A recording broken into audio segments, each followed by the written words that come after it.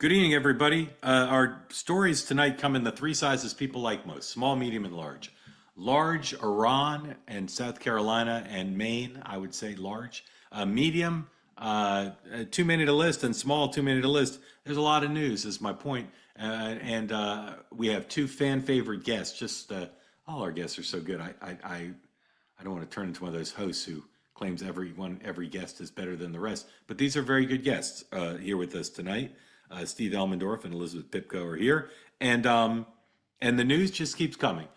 Within the last hour, Henry McMaster, as expected, after the president tipped his hand, said that Senator Graham's sister would become the acting senator. She's the caretaker through January, and her speech was lovely that she gave, accepting Governor McMaster's selection.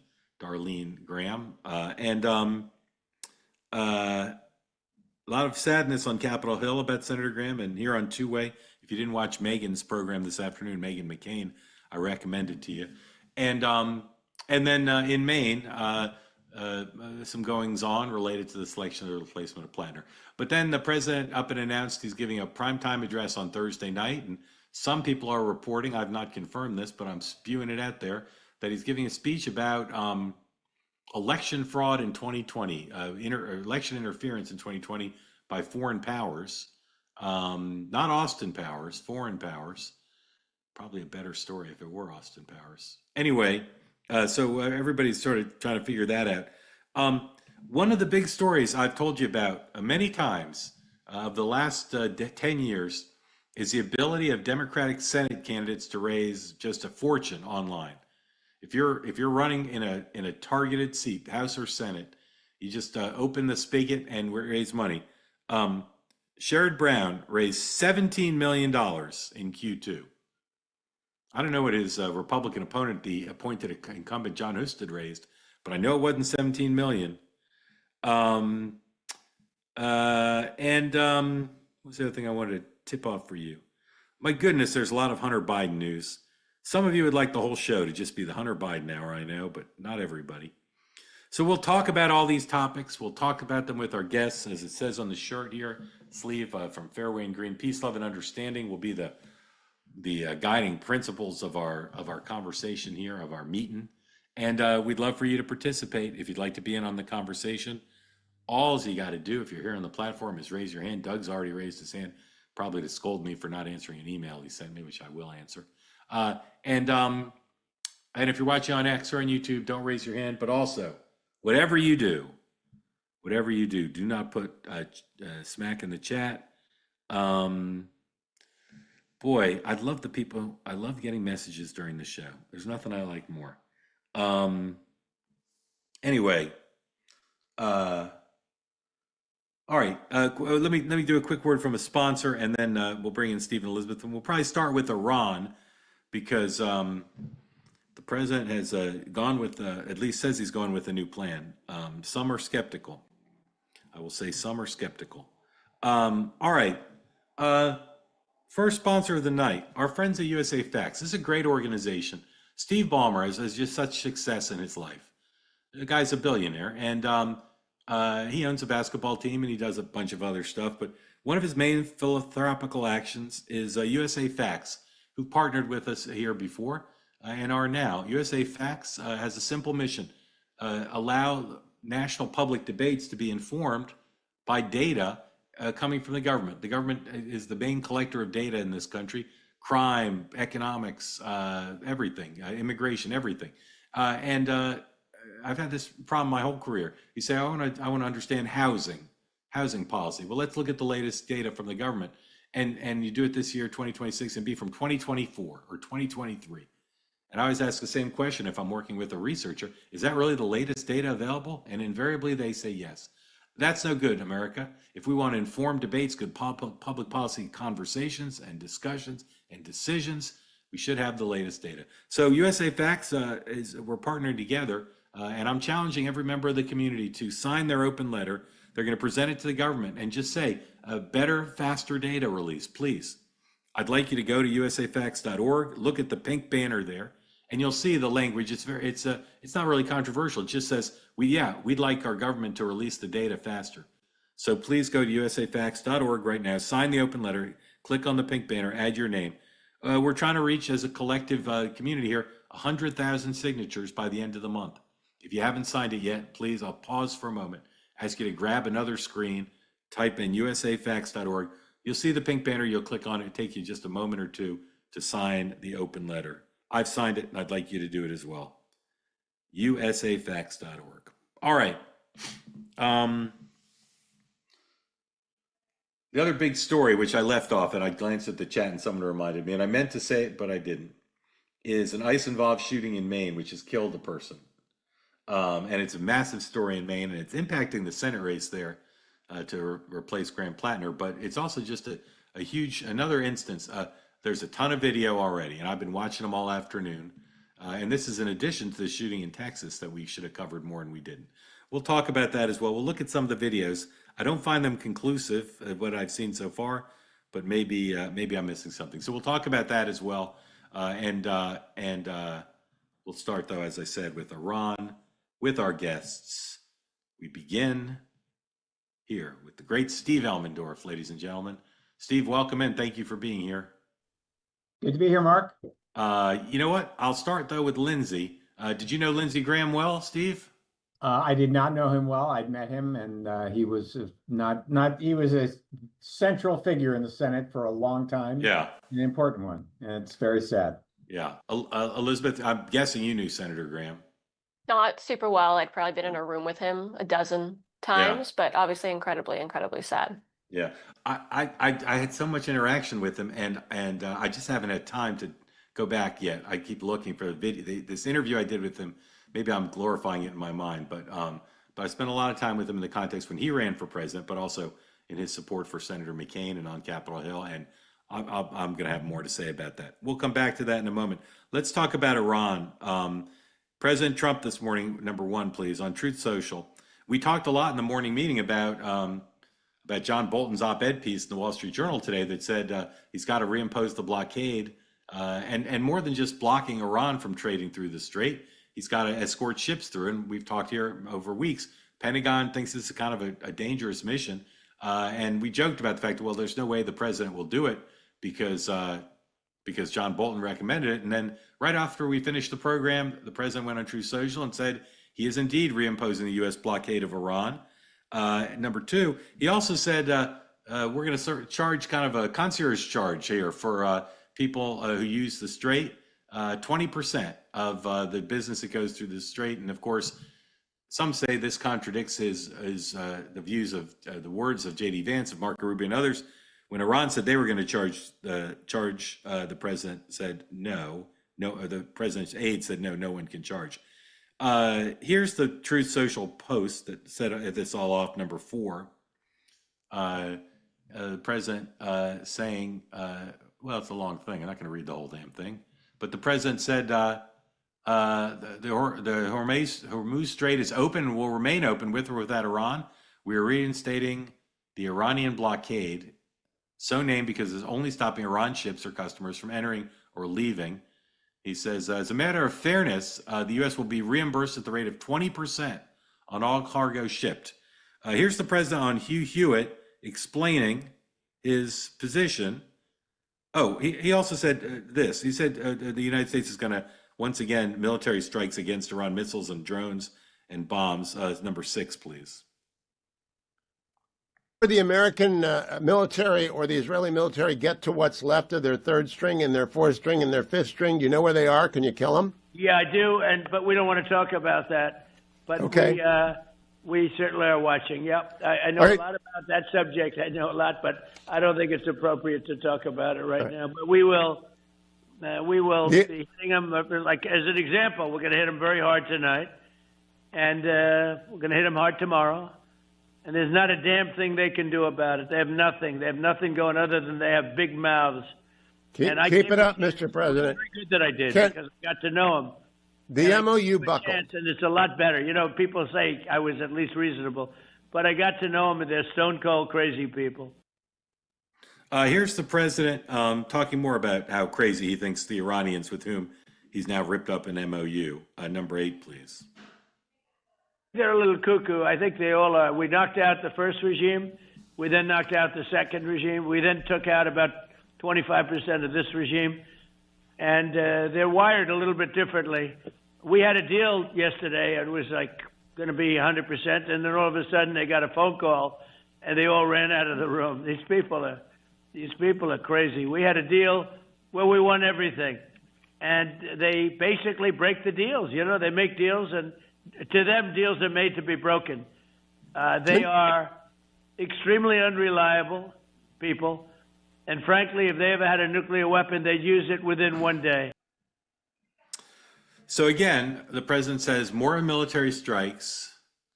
The MOU doesn't exist. The ceasefire obviously doesn't exist. And now the U.S. is going to keep Iran from trading through the strait, but escort ships through and get 25% of the value of the cargo. Steve, does this plan seem to you like something that's going to happen? No. Look, we have been in war now for 4.5 months. From a president who said no more forever wars. He's now been at war for 4.5 months. He sent a letter to Congress reiterating we're at war this past week. He's got no exit plan, and he has not have any rationale for what his rationale for what he's doing shifts week by week, day by day. I mean, the whole thing, we never should have been there, as I've said on the show repeatedly. We should have stuck with the Obama original deal. He blew it up. He has a worse government than when we started. So I don't know how he gets out of it. I mean, it's obviously very unfortunate. It's very bad for him politically, but it's also terrible for stability in the region and stability in the world and people's prices and gasoline. It's just an unmitigated disaster. Elizabeth, have you ever worked in the government? I don't think you have, to my knowledge. No. No. If you did work in the government, the president said, Elizabeth, you're in charge of collecting the 25% fee. How would you go about setting that up? I'd say, do you have anything else in mind for me, Mr. President? No, I honestly don't know. I actually saw a lot more people being confused about how this would work than I saw naysayers after the tweet, which I thought was interesting. I think people are genuinely curious about what's going to happen. Obviously, there's two different debates here, which is whether this is good politically and whether it's good for the world and for the United States and for the threats that our country faces. And I think they're two very different arguments. The problem is that because midterms are 4 months away, we're going to conflate them and talk about both of them until midterms come, or hopefully whatever comes first with midterms or the end to this conflict. I think it's a confusing time for a lot of people. I wish more people got to hear from the president versus from a lot of the outlets that tell them what they should think about the president, about the conflict with Iran. And obviously, like any decent, normal American, I just want it to come to an end as soon as possible. Can either of you name a country that would pay the 25%? I can't. Now, I didn't hear all of you, Hewitt. I'm talking to my colleagues here. It doesn't seem to me in the part I heard or in the clips we have that he addresses how the 25% block and the blockade itself would be implemented. Did you not ask him about that? I didn't hear it. I didn't hear it. This thing's never happening. I don't make many predictions, but this thing's never happening. And if it were happening, you know how long it would take to set up inspectors to price the crew, the cargo. In addition, I've been told from the beginning when this was put on the table that a combination of blockade and escorting process of ships through the strait would require, amongst other things, some boots on the ground on the coast and a lot of risk, a lot of danger. And of course, at this point, I think there's two things we can say about the Iranians. They're gonna attack. If the U.S. tries to put ships through, they're going to attack, number one. And number two, there's no reason to talk about doing a deal with Iran anymore. They're not trustworthy. And they may say, I mean, the president says this weekend we negotiated with them for 11 hours as if they're negotiating in good faith. If the president asks you, Steve, is there such a thing as a good faith negotiation with the Iranian government? What would you say? No. No. Okay. But did you think that when Barack Obama was negotiating with them? Well, I think they do rope-a-dope, and they spend a lot of time. The Obama deal took over 2 years to put together, which should have, they should have known that what was coming. The problem is they had no idea what they were doing. But did the Iranians negotiate in good faith with Barack Obama? They did the best they could. Yeah. I mean, look, the All right. reality is if you don't like that deal, what's the alternative? We are now seeing the alternative, and the alternative is bad. The alternative is bad for the American people. It's bad for the world economy. It's not good for the Israelis, frankly, who helped start all this thing. It's a question of what are your alternatives? The best alternative was the Obama deal. They never should have blown it up. Elizabeth, what do you think the public reaction would be if the president tries to institute an embargo and escort it through and Americans die? What do you think the reaction would be? Rally around the president? I mean, if Americans die, the reaction has to be horror that Americans are dying, and I would assume the president would share in that horror if Americans have died. He would, and no question that would be a point of view. But I'm saying is, at this phase of the conflict, when polls show people are not pleased with this conflict, would Americans say, well, thank goodness the president's trying to open the strait, or would they say, WTF, Americans are dying in a process that the president told us we wouldn't be facing? I mean, look, I'd argue even in the most popular, if you can use that term, wars, Americans still stand back and take a second thought when Americans are dying and when they know for a fact Americans have died and they get that announcement. So no, I would hope, because we are the most decent country on the face of the earth, that when any American dies, people take a step back and wonder if we're doing the right thing. The president said there'd be strikes tonight, and CENTCOM has just announced the third night of strikes is underway. We'll see what kind of targets are hit, and we'll see, of course, what Iran does to retaliate. Either of you want to say anything else about Iran at this point? Okay. Here's Governor McMaster of South Carolina announcing that he had chosen Senator Graham's sister to serve out the last 6 months or so of his term. Number 10, please. He is long departed. It's my honor to ask his little sister, Darlene Graham, to finish his work for him now. And by the way, Darlene, I don't know if I told you, but after we spoke on the phone in the wee hours of Sunday morning, and you agreed to serve through tears, earlier, I had wondered what you would say. If you haven't watched her remarks, I recommend you go watch the whole thing. They're not particularly long, but they're very touching. Senator Graham, so derided by the left for being a quote-unquote, so-called, to their point of view, lapdog to the president, beloved by his colleagues on both sides of the aisle. You don't see this often. Senator Thune getting choked up. Number 12, please. We'll laugh together again. Mr. President, I yield the floor. And here's something you don't see all that often either, and certainly not very moving. Very moving. You can cut out this. Not much lately. Here's Senator Grassley, who's significantly older than Senator Graham was, eulogizing his friend on the Senate floor. Number 13, please. From right here is the Senate cloakroom.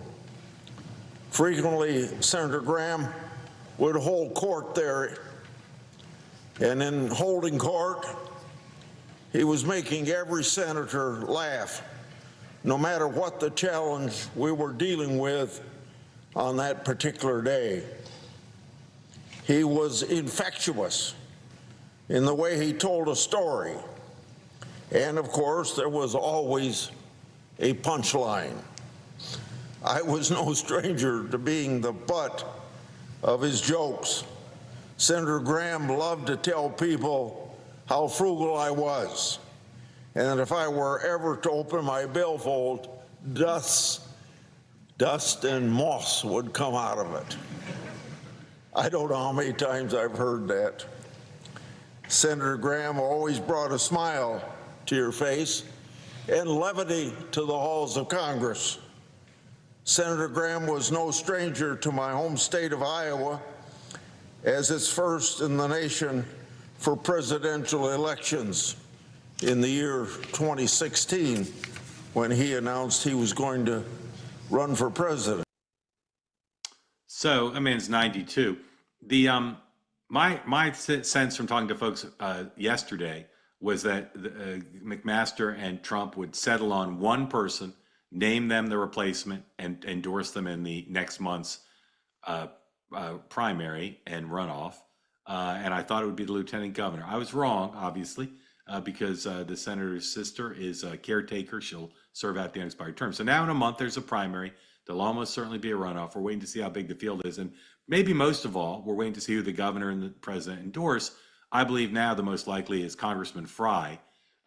Concerns about the House majority are not germane here because he can run for Senate and serve out his House term, and then another Republican will be nominated at some point, and that person can be elected. Elizabeth, do you know Congressman Fry? Not personally, no. Okay. Steve, you know him? I do not. Okay. Either of you have thoughts about who will win this nomination if it's not him? This is not my world. Yeah. Things in South Carolina are not my world. Yeah. Elizabeth, thoughts about it? I don't. I will say I was of the opposite thought. I hadn't seen you say that, Mark, but I knew that it was going to be his sister. This is a relationship that I've heard about really since I entered politics. Again, like I said, I've been in the room with him maybe a dozen times. I was not close to him at all, but people knowing me and my family, people famously talk about how close I am to my brother, and I had been told that I remind them of Lindsey Graham and his sister. So I actually kind of assumed this was coming from right off the bat. Yeah, here she is. Here she is accepting the governor's selection this afternoon, a little while ago in South Carolina. The governor for selecting me to serve the remainder of Lindsey's term. It is such an honor. Lindsey has always been there for me, and now I will be there for him. My brother was the most amazing person, outstanding leader, and just a genuinely good man. He was kind and considerate and loved by his family dearly. As I think everyone would agree, Lindsey worked harder than anyone. He worked nonstop to make our state, country, and world better. He loved his family and loved serving this state and our country. He dedicated his life to our country. It is such a privilege to get to finish some of his important work, and I promise to work hard over the next several months to support the president and carry forward the efforts of my brother on behalf of the citizens of South Carolina and the United States. I know Lindsey thought the world of his staff and colleagues, and with their support, I feel confident. I think this is what Lindsey would have wanted, and I plan to honor him in this way. Now to Lindsey, I miss you more than I can even put into words, but I'm going to do this. I got it. Thank you. Darlene Graham Nordon is going to be the senator. She'll be sworn in, I believe, tomorrow or Wednesday, and we'll see what happens with the primary. You guys have any more thoughts on this, on Graham or the impact of his death, and policy, or anything else you'd like to say? I think the biggest impact is his signature in the last couple of weeks and months was Ukraine and working with Democrats, with Senator Blumenthal and others on a sanctions bill against Russia to help the cause in Ukraine. And it'll be interesting to see if the Republicans, he was the leader on that issue, and who will take the mantle, and can they construct a sanctions bill on Russia that has some real teeth and that will put some pressure to get a deal with on Ukraine. Elizabeth?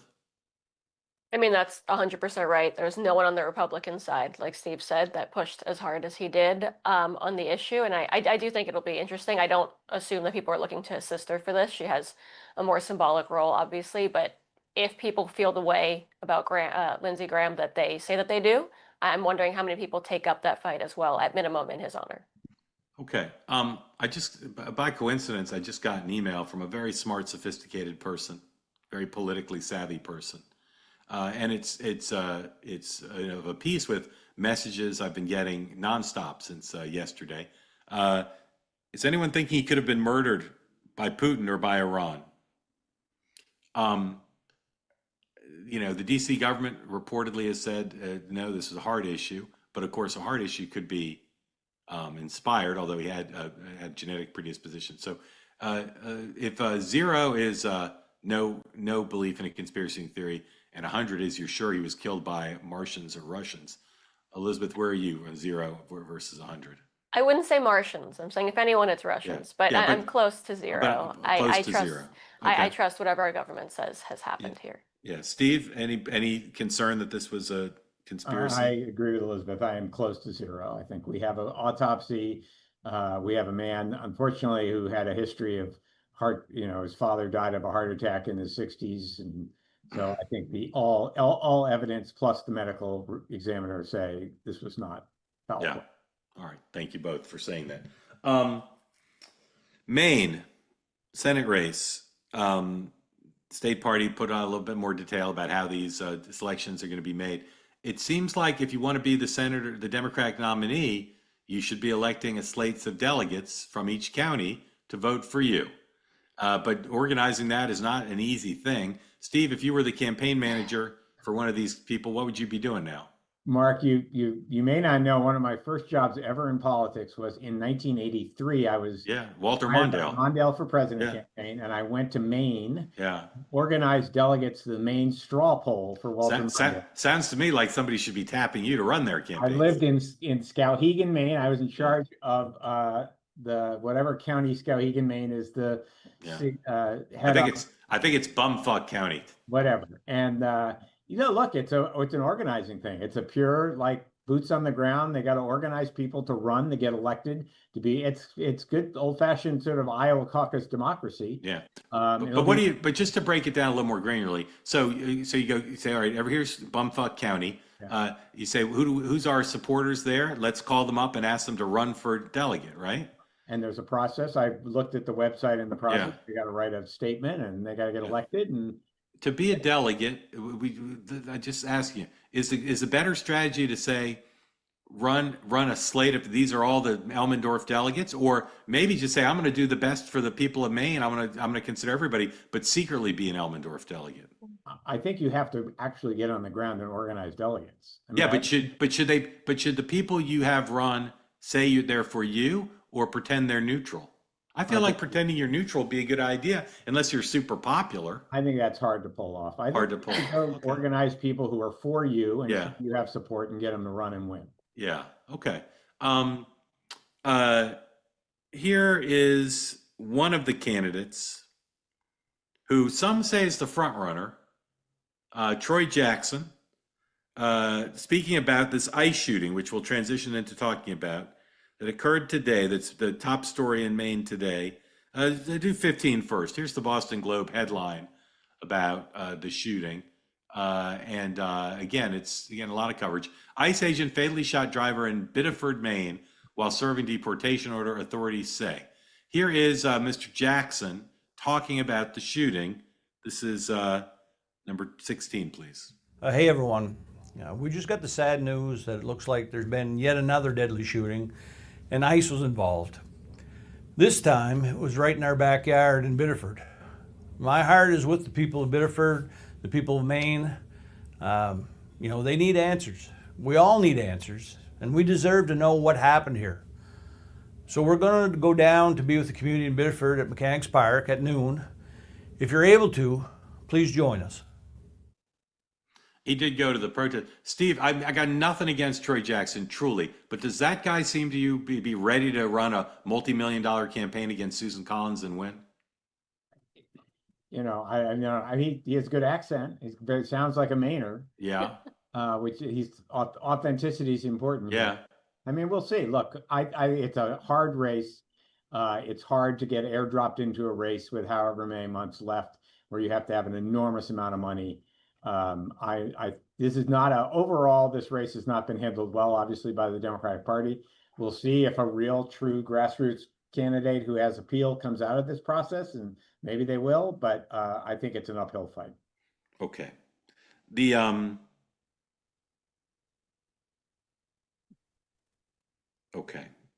president's, stand by, we're going to get to Maine in a moment. The president's address to the nation on Thursday is expected to focus on newly classified intelligence reports. According to a source familiar with the matter, the reports provide additional details about foreign nations' plan to influence the 2020 election. That's from Libby Dean. AP headline just now. It's going to say Warnock and Ossoff are illegitimate. Yeah. Yes.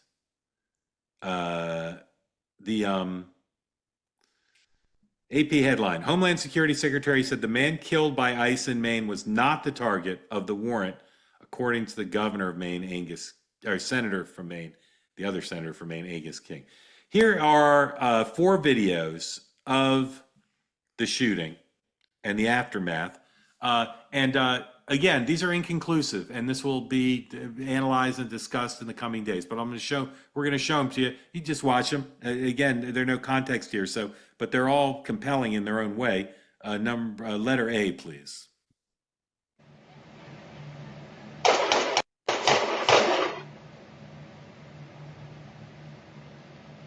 That's a cat listening to the shooting.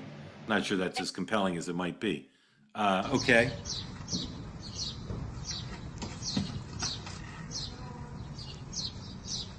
Now they've shot him already, and they take him out of the car and they handcuff him, even though they've already shot him. Now the last one is maybe the most germane. It shows the car driving away from ICE agents who are running alongside of it. The initial explanation from ICE was that the guy was using the car, very similar to what we saw in Minnesota, to try to run them down. As you can see, if you look closely, they're alongside the car. But if I were a law enforcement officer and I was running alongside a car and the car wouldn't stop, there's something to it. Anyway, big conversation in Minnesota. Inconclusive at this time. Either of you want to say anything about this? Yeah, I think this is going to have a big impact on the Senate race, obviously. It's a terrible tragedy. And I think what we've seen, if you go through the totality of what we've seen with ICE, they have a real problem with the excessive use of force. None of the people who have been killed through this excessive use of force, none of them are the murderers or rapists that the Donald Trump and crew talk about. Many of them are either U.S. citizens or legal immigrants, and I think that we need to stop. We just need to stop these people. They need to stop this level of enforcement. They are not doing anything to make our country safer. They, in fact, are making people scared who don't need to be scared or shouldn't be scared. And I think it's time to stop this. And I think Susan Collins is going to have a lot of questions to be asked about why did you vote for all the money so that these people who are untrained, who do not have the right amount of time in the job, are killing people. Yeah. Well, here's another thing that you'll have to address probably. According to the Congresswoman Pingree, says to reporters that the ICE agents weren't wearing body cameras during the shooting in Maine this morning. Elizabeth, this is a big deal, a loss of life, regardless of the facts. And it's a big deal for the reasons Steve said. What are your thoughts about how this will develop, including connection to the Maine Senate race? Yeah, I mean, it's obviously a tragedy, no matter, what we end up finding out. It's horrific. It should not be happening as often, I think, as it is at minimum. We should all be able to say that. I think it's very uncomfortable for me to sit here and really hear anyone say that ICE is not working in any way to make America safer. I obviously disagree with that. At the same time, I think Steve said that the people they're killing are not the murderers, rapists Donald Trump talked about. I actually wouldn't care who they were killing either way. I think it's horrible. And I would care if our government killed anybody because it's the United States government. I want to know what they're doing, whether it's a rapist or not. I think when the United States government does anything at their own hands, we are owed some kind of investigation and some kind of answers. So I think for all of us, we're just curious to see what happened. You mentioned the body cams.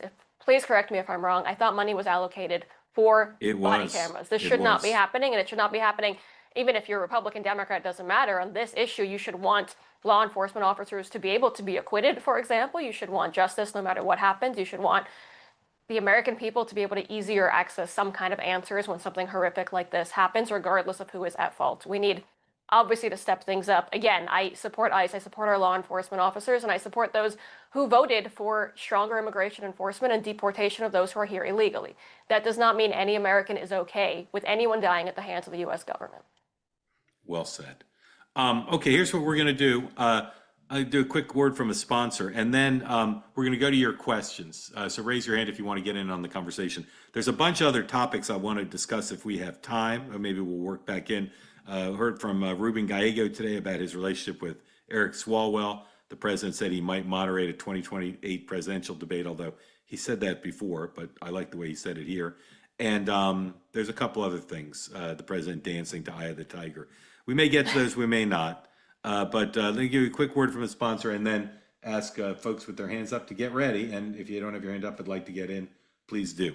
One of our sponsors tonight, one of our great sponsors, Cozy Earth. July promo they're having, a couple more weeks of this. Bamboo sheet set and the beach towels available as a set for 20% off. Go to go to cozyearth.com and use the promo code 2way for 20% off.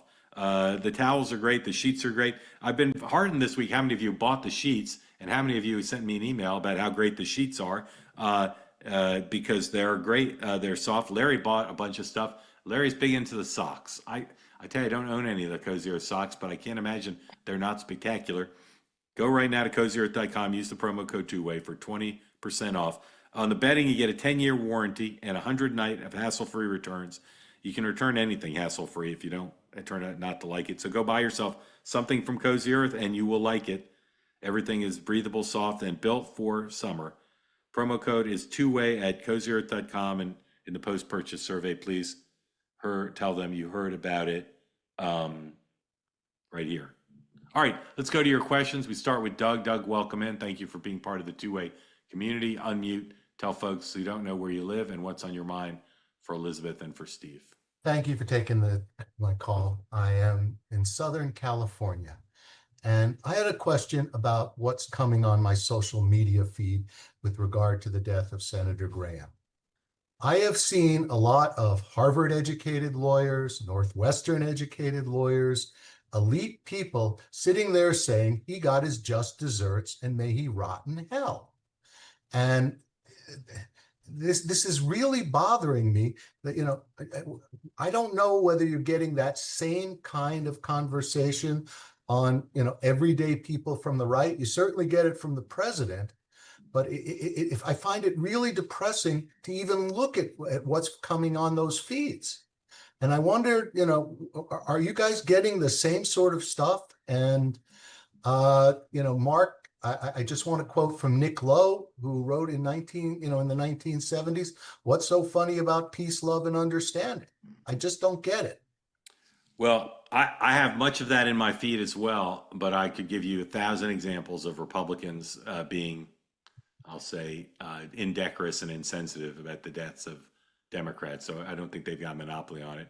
Elizabeth, thoughts on people speaking ill of Senator Graham at this point? I mean, I don't like it, obviously. I think it's gross. I don't know how else to put it. I think it's disgusting. I remember this kind of I mean, at least the first time in my adult life when Scalia died. I remember, maybe I was naive then, but it was the first time that I had seen a bunch of people decide that they could speak in a horrific way about someone who I knew they didn't meet because they didn't like his politics, obviously. So I think it's gross. I think when it comes to the president, solely because people know that I know him and have asked me to discuss this. I think when it comes to the president, I think a lot of people were shocked when he, for example, responded normally when Ruth Bader Ginsburg died and he found out about that. I think when he responds a certain way to individuals' deaths, though I know people might be uncomfortable with it, it's only really happened to those who have personally, let's say, put him through hell and back. I don't think he's encouraging people to talk poorly about individuals they've never met because they don't like their politics. At the same time, a lot of things have happened since 2016 that people wish had not happened. You will never catch me saying a bad thing about someone who died because I didn't like their politics, or probably ever. So I think it's gross. I think everything to do with social media is gross, though, and I would argue we should get rid of it altogether because it encourages this very behavior. Yeah, I would say amongst the examples I could give is the way President Trump reacted to John McCain's death. Steve. Yeah, and look, there are a lot of mean people on X of both sides, all parties, left, right. They're just, people have decided that this is a venue, maybe because a lot of them are anonymous, but a lot of them aren't anonymous. They're saying it with their name attached to it, that they can say nasty things about dead people or nasty things about anybody. And it's just deeply unfortunate. It's not a problem of the left or the right. It's a problem of everyone on too many people on social media. And I think the only way to stop it, Mark, is like what you do on the chat, which is try and just through moral suasion, say, try and show people some grace and be nice. Yeah, What's Doug, so I hard about appreciate being I nice? appreciate I appreciate you pointing it out, Doug, and there's nothing wrong with your compass or your posture towards this. It's horrific, but it's par for the course. And I wish it were confined to X. I've seen people in respectable publications doing it as well. But I will say this: Senator Graham cast his lot with President Trump, and there are people in this country who will never forgive anybody for that, no matter what else they've done or will do. It's just a reality of where we are. Doug, thank you. Grateful to you. It is kind of stunning. Ryan, welcome in. Thank you for being part of the community. Unmute. Tell folks who don't know where you are what's on your mind for Steve and for Elizabeth. Thanks, Mark. At San Jose, California. Wanted to bring up a couple of things that I don't think have been part of the conversation today. One is the IRS lawsuit with respect to President Trump. Yeah. The $10 billion complaint that judge recently is now looking to it seems like disbar some folks in the DOJ for bringing up the lawsuit. I may be misrepresenting. Yeah. Well, at least raising the possibility. It's on my list of things to bring up tonight. In general, as you know, if you're a viewer of my programs, I'm not that big into lower court rulings because they can be overturned. And one judge can do whatever. But there's no doubt that this judge is it's an Obama, I believe, nominated judge. There's no doubt that this judge is highlighting something that at a minimum was highly unorthodox. The president having his own Justice Department negotiate with himself over a massive award of an unprecedented nature. So at a minimum, it's unprecedented. And this judge says it was far worse than that. And I doubt anybody would be disbarred over it. But we'll see what the more superior courts say about it. And on that point, I mean, and with respect to the unfortunate passing of Lindsey Graham, how do we think that affects Mr. Blanche's ability to get confirmed as the Attorney General officially? Yeah, Steve, thoughts on that? I don't think it won't have any impact. What will have impact is what John Cornyn and Tom Tillis ultimately do. The Republicans will fill his seat on the Judiciary Committee with somebody they are sure is going to vote the same way Lindsey Graham was going to vote. Yeah, I think he was going to be confirmed before and will be now. Elizabeth. I agree with that. I don't think it changes anything. Obviously, he knows emotionally he has a little less support from people that he probably has worked with for years and knows, but it won't change the numbers or anything. Yeah. Ryan, thank you. Grateful to you. Raise your hand if you want to get in on the conversation. We'll do one more, and then we're going to get back to some news if there aren't more hands ready. Zimmy, go ahead, unmute. Tell folks who don't know where you are and what's on your mind for Elizabeth and for Steve. Okay, hello. I'm in Marina Del Rey, California, and listening to the whole show. I put my hand up at the beginning. Mark, maybe you should take questions after each topic. Yeah, we think about doing that sometimes. Might be interesting. Yeah. Okay, so question for Steve. The deal made in the Iran deal that you're so big on. Mm-hmm. When that deal was happening, to me, my conclusion was, if Israel isn't for it, how could it be good? Why would Israel not be for it if it actually made things safer? And then also, before you answer that, was Lindsey Graham killed by the Russians? That is a great, thank you for putting that forward into the public space. That is quite a thought. Be kind of interesting if there's anything to that. I hope there isn't. The woman you keep showing from Maine, that's walking with her camera, talking about the race, talking about she is from Maine. She's the executive director of the Maine Democratic Party. I don't know if she's from Maine. She wouldn't necessarily have to be. She certainly lives in Maine now, and she works for the state party. Okay, if she's from Maine, then I live where this backdrop is. Okay, I just from what I've. All right, I'll ask my colleague Michael. Find out where that lady's from, Michael. One last thing. This is for Doug, also, who called in, and for you, Mark. Nick Lowe, did the song, wrote the song. What's so funny about peace, love, and understanding? He did. But what was his hit record? You mean hit single? He only had one hit. What was it? I love the sound of breaking glass. Great song. You have to be cruel to be kind. Yeah. Okay. So I think put that with the other one. I think I love the sound of breaking glass was also a hit. They're all small hits, but Yeah. but Cruel to Be Cruel to Kind Be Kind was in the the big right hit. in the right manner. Yes, in the right manner for sure. Cruel to Be Kind is a very, very, very good sign. Jimmy, thank you. Steve? I'd like to see more kindness generally than cruelty Yeah. in the world. What about the question you raised about the Well, Iran deal? I think the question you raised was, if it's bad for Israel, then it's bad for us, and I don't think that's true. Obviously, Israel is an important ally of ours, and we have to talk to them.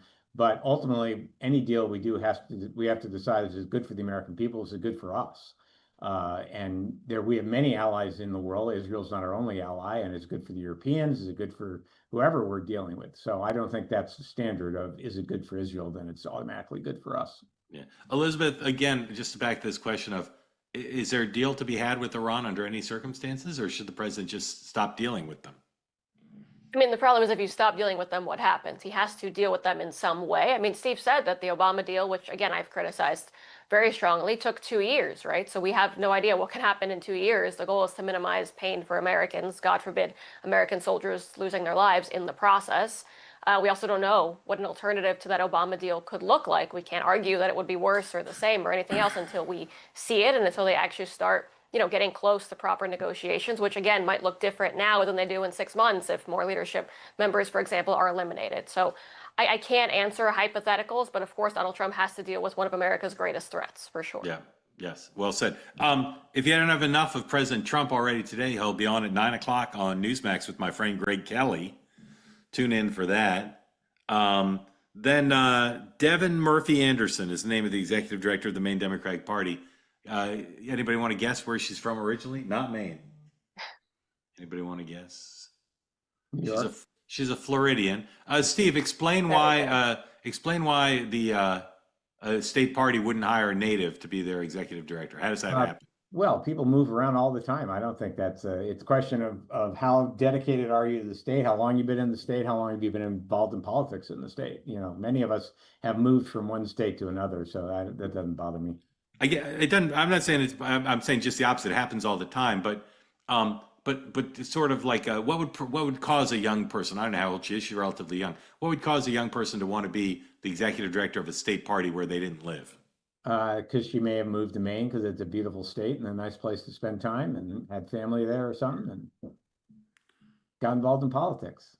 Yeah, I could have stayed in Maine, Mark, in 1983. You could have. Would you have been the executive director? Exactly. Yeah. The executive director of the party is from out of state. The chair is from Maine, but he wouldn't have to be either. He could have been someone who moved in there. Although Mainers are pretty chauvinistic about it. All right. A couple more things I want to discuss. Here is Sherrod Brown, number 19, please. Here's the press release from his office, from his campaign about how much they raised. And it's remarkable, not just because they raised $17 million, but according to the press release, money came from all 88 counties and nearly 80,000 new donors.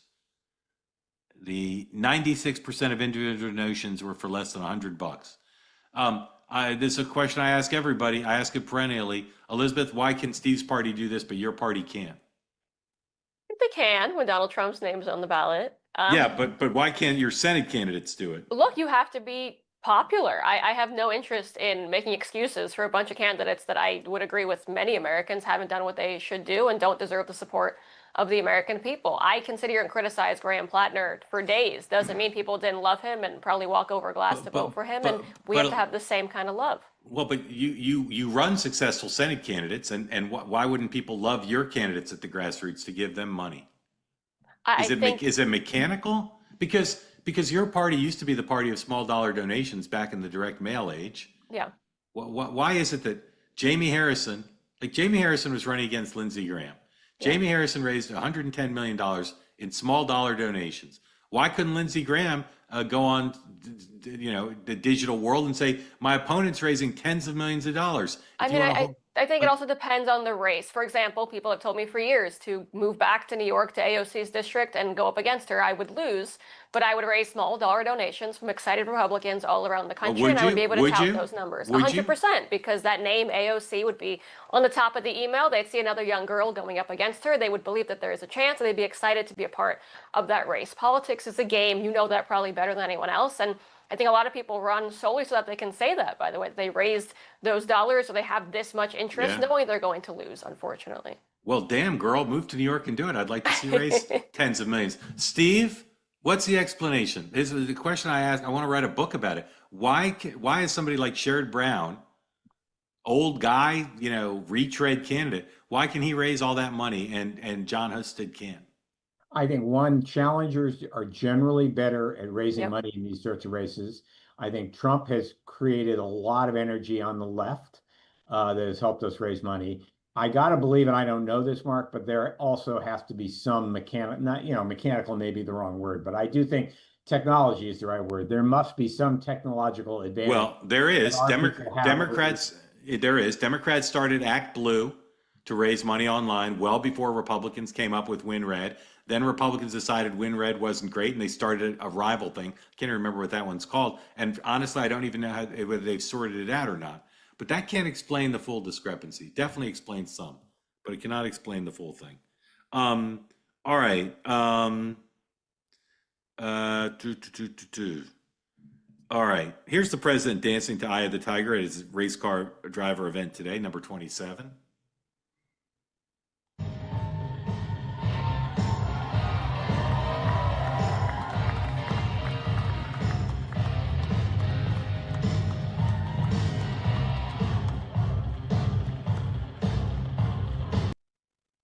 All right, not much dancing. Here's the president with Hugh Hewitt saying yet again that he might decide to moderate a debate. 21, please.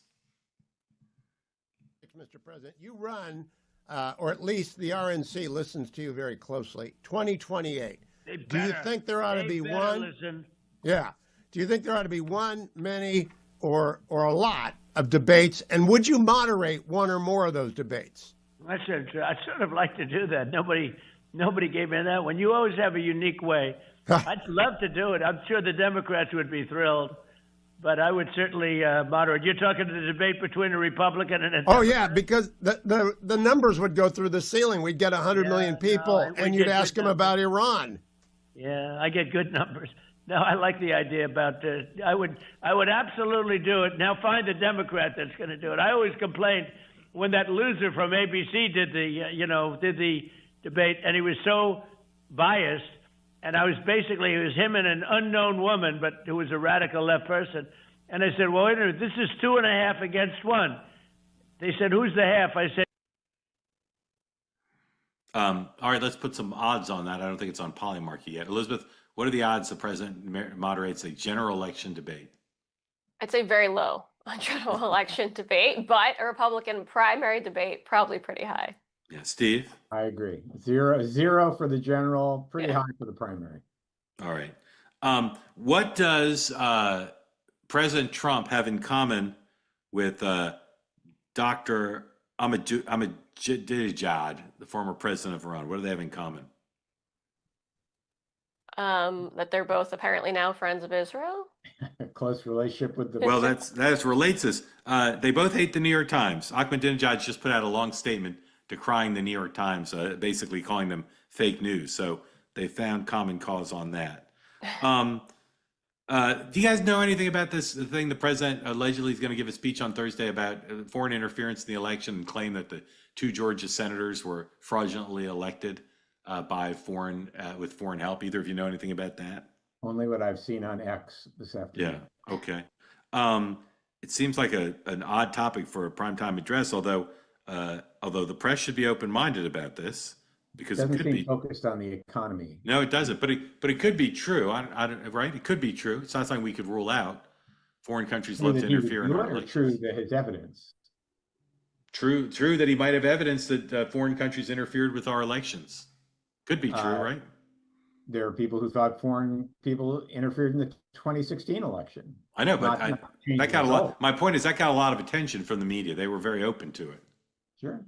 See what he has to say. We'll see if the networks cover it.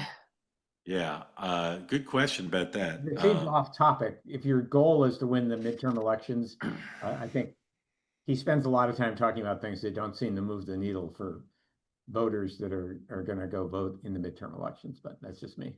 Yeah, Elizabeth, what do you think of that critique of the topic?